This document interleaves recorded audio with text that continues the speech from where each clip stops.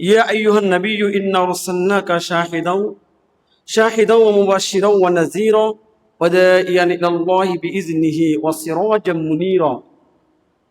এই কোরআনুল কারীমের একটি আয়াত, বিশেষ এমন একটি আয়াত, যে আয়াত নাজিল হওয়ার সঙ্গে সঙ্গে আমার নবী জনাবে মুহাম্মদুর রাসূলুল্লাহ সাল্লাল্লাহু আলাইহি ওয়াসাল্লাম সবচাইতে বেশি খুশি হয়েছিলেন। বলেন সুবহানাল্লাহ। সম্মানিত হাজিরিন, ইয়া আইয়ুহান নাবিয়্যু ইন্না আরসালনাকা শাহিদাও ওয়া মুবাশশিরাও ওয়া নাযীরা ওয়া দাঈয়ান ইলাল্লাহি বিইজনিহি ওয়া সিরাজাম মুনীরা। হে নবী, আমি আপনাকে দুনিয়ার মাঝে সংবাদদাতা হিসেবে প্রেরণ করেছি। আমি দুনিয়ার মাঝে আপনাকে আলো হিসেবে পাঠিয়েছি।